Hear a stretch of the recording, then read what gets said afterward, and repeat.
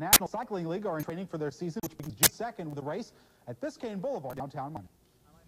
Miami has played host to cycling races before, but the new league is something different. Rather than 25 or 30-mile races, these events are broken down into a series of sprints, better for spectator interest and different for the riders. This changes everything. In the Tour de France, there's one team leader. Here, since it's not an individual, it's not who wins the race, it's the team that scores the most points. Everyone will be trying to score points for the team, not for themselves to win the race. The Wheelers are made up of local cyclists, and to represent a city rather than a corporate sponsor is also something very new. I'm very excited. It's the first time we get the opportunity to represent our hometown, so it's pretty exciting. Miami's top wheel is 1988 Olympian Carl Sundquist, a local resident who is currently racing and training in Japan. He will be the leading edge because of his vast experience in letting us decide on the best strategies. But if you blink, you might miss the Wheelers' home season. June 2nd is their only home race. They have two other races at New York and Chicago, and it would seem to be a difficult way to build fan interest. I have a feeling that that's going to expand as the league expands. It almost has to. Once people become aware of who their team is and the people that they know locally are on it, I think they'll come out and support it. Since a lot of you may not be familiar with bike racing and the technological changes in the sport, as kind of a public service, a little introduction here as to what's cool and what's not cool on bikes and bike racing. For example, the curved racing handlebars, very cool. The horn on the handlebars, definitely uncool. Racing shoes with pedal blocks, very cool. Bells on the handlebars, Uncool.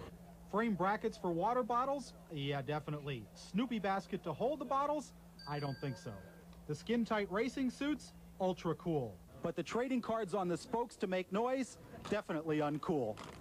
Raising both arms as you cross the finish line, cool. Looking at the camera and causing a wreck, ouch, mega uncool. Yeah, give that guy one of those. Get out of the way. Well, Michael Jordan and the Chicago Bulls beat the is now a big hit worldwide. Today, the Miami Wheelers, South Florida's pro cycling team, was unveiled. 8 riders in all. The Wheelers are part of the National Cycling League. What, no baskets on these bikes? Their home debut is June 2nd in downtown Miami. Should be exciting, and these riders hope you'll think that as well. It's like anything. If you don't go out and look, you don't know what it's all about. And hopefully, if you come out and see us once, you'll enjoy the aspect of the racing, and then you'll come back again and again. Great athlete. Way to describe the latest craze in America, because strategy is the name of the game when it comes to cycling. So many elements and so many ways to win. Maybe that's why this sport is finally hitting home, and why pro cycling has made it to Miami.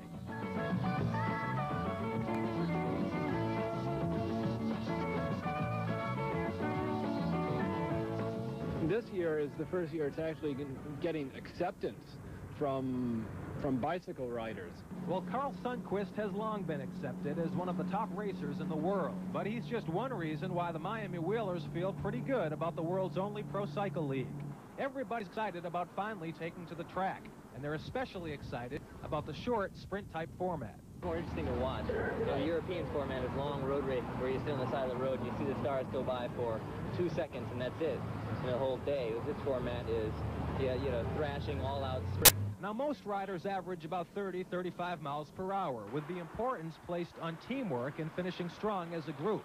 It's also a sport wide open to amateurs. Just be prepared to dish out at least $800 for one of these bikes. Unless you want one like Carl Sundquist's, then make the checkout for $4 grand.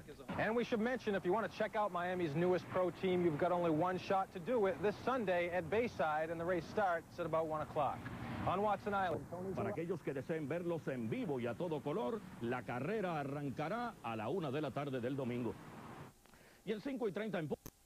Miami Wheelers, they are our team in a new pro cycling league.